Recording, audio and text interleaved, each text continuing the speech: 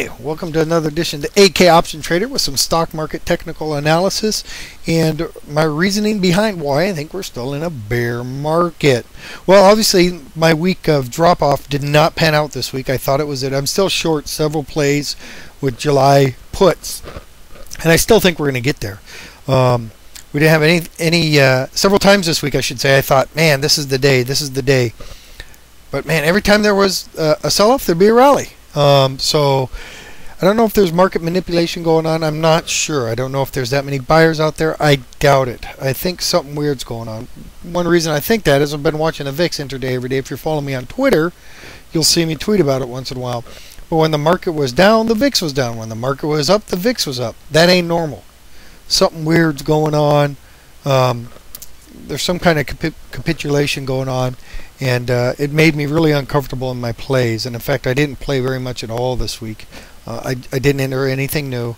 I just kind of stood on the sidelines and kind of watched what was going on. You can see the VIX, if we look closely here, has closed every day up above the support line I have right here, every day. So even though it's dropped beneath it, it's always moved back up. It's always closed up. I thought we were going to keep this trend line right here. Boom, boom, boom, and start moving up nice and slow. We dropped down. Now we started another uptrend line. All right, so now we got another uptrend line. Let's see if that one holds. This is something I'd keep watching if I were you. But remember, like I said, the VIX has not been acting normal. Let's look at the Dow. The Dow has got classic increasing volume here, decreasing volume here. Alright, that's classic. That's normal. It's been going down pretty strong, pretty heavy. Nothing unusual about that. Alright, what is unusual is this right here. I have never seen, I've done 20 years looking at charts, I've never seen a market this flat. Never. So we are built into a wedge here. You can see it. We're right at the peak of the wedge. So something's bound to happen. Alright, something's bound to happen. I went and threw a fib up here just to see if that lined up, and it sure did. We've got some good fib lines on there to work with. We got our support here that got broke a long time ago, and our resistance now it's acting as great support. So we are above the 200 moving average, which is bullish. So I'm just going to keep on watching. All right. Here's what I got looking at the NASDAQ and some other stuff this week, and this is what I was wondering of, and I talked about it in the blog. This gap, I didn't think we'd have enough legs to fill this, and now I'm wondering if we might not make a push to it.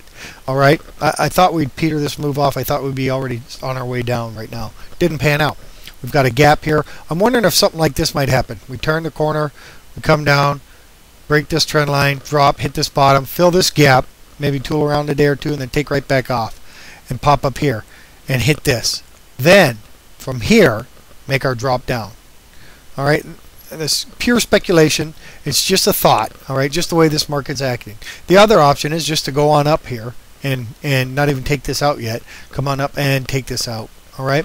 So those are two things I'm watching for. Watch for this gap to be filled, then a rally up to here, or watch for this gap to be filled, then a drop down to fill this gap. From there, we'll have to look and see. But I suspect we'll be continuing down.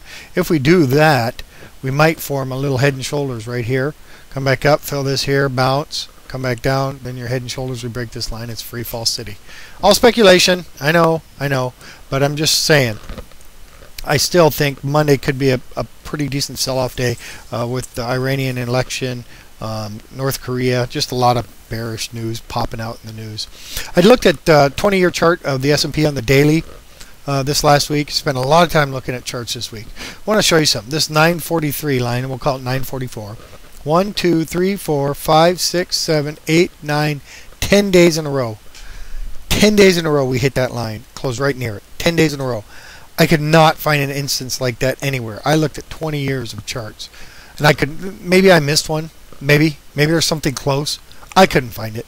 I found 6 of 8 days and 6 of 9 days or 7 of 10 days, stuff like that. And every single instance on those days where it flatlined like that, there was a reversal that soon followed. Okay, and it was usually a major reversal. I'll probably post some pictures of those. I'll look them up again. I think I marked them off, and I'll post some pictures of those on the blog. All right, but anyway, I've never seen 10 days. To me, this is phenomenal. Something weird is going on, and I think we're either getting ready to set up and take back off again, just regrouping, consolidating, take back off, or we're going down. Obviously, I've been thinking we're going down.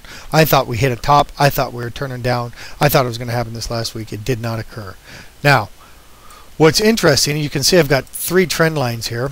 Let's pop out a little bit farther so you guys can see where they're coming from. I got 3 trend lines. I got one from cash gave me. I've got one from a long-term trend line, and I've got one the newest trend line. All right, that's where they're coming from. All right, I just didn't pull them out of thin air. I'm thinking these trend lines might. Right now we're forming kind of a wedge, just like on the Dow. It's just not as steep. In fact, if I drew it up here, we could see it. It'd be a steep one too. I'm wondering if these trend lines aren't going to coincide with that move I was just talking about on the NASDAQ. So if we move up on the NASDAQ and fill that gap, is it not going to coincide with this hitting this trend line? Wouldn't that be convenient? I think that would be a sweet short spot. All right, that'd be a great spot to short these things. So if this pops up, hits this trend line at the same time the NASDAQ fills that gap, man, I think we're in short city area. All right, I'd be shorting this market hard. Even the pundits are starting to talk about shorting this market, so that's making me a little bit nervous. I like when I'm the only one, but obviously that hasn't been working for me, huh? All right, so this week we got some big housing numbers coming out. If you look on the blog, you'll see it. Tuesday is going to be a big housing day, all right? So I thought we'd go over some housing stuff. So let's start with the XHB, the Home Builders ETF for the spiders. This thing's got a lot going on. I look at this a lot. I like playing home builders. It's just one of my things. I'm short Beezer in July right now, and I think I've got that chart on here today. Anyway, we got a nice break of an uptrend line here with a nice strong move down, some decent volume. Now we're consolidating here, kind of in a channel, all right, kind of in a channel, and we formed a wedge. We've got decent resistance at uptrend lines. We've got a 200 moving average that's in the way. I'm looking for this thing maybe to pop up one more time and maybe drop right down off of there back into this channel. Now with the news on Tuesday, could cause this thing to sell off. Any of these I'm looking at, we could have sell off. So be careful with them because they're going to be newsworthy stocks. All right. Here's Toll Brothers, TOL, ticker symbol. I like the way this one's forming up. That's too much. Let's go to like here.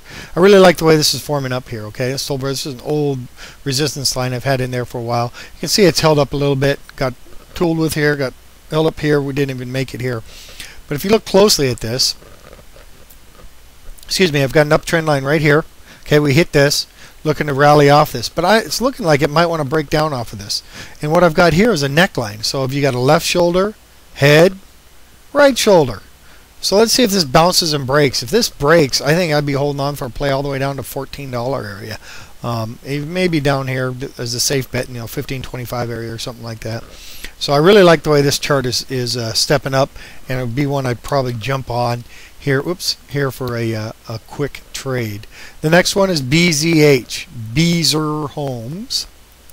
Simple wedge. This is the one I'm short July. I have puts on this in July options. I just like this descending wedge. All right, I really like it. I like the way it's playing it. It's beneath the 200 moving average now. You see that the 200 moving average has not done much for this thing other than play around it like it did here. Last time it came, it popped up about it. Once it broke, that's when we had our big job. Same thing here, big drop. That's what it's doing here. Got a little bit of a wedge. It could be a little bit of a bearish flag forming here. So let's keep an eye on this for a breakdown to the downside. Let's throw a hardware. Let's look at low real quick here. We're running out of time. Here's low. You got an ascending wedge. I'm actually looking for this to bounce off of here. It did break beneath the 200, but I wouldn't be surprised to see this bounce off this trend line and move up, hit this resistance, and then drop from there. That's what I'd be looking at. Let's look at one more house stock here. PHM, Pulte Homes, and I'll throw a couple more on the blog this week that I didn't get time to do here. This one is just in a nice pennant, slowly ascending wedge. Looks like every time it wants to touch in this area, it's bouncing up. It's trying to retest it again, and it may bounce up into there. All right, so a nice play to the upside probably here if it reaches down and touches that trend line again. So we got housing numbers coming out on Tuesday.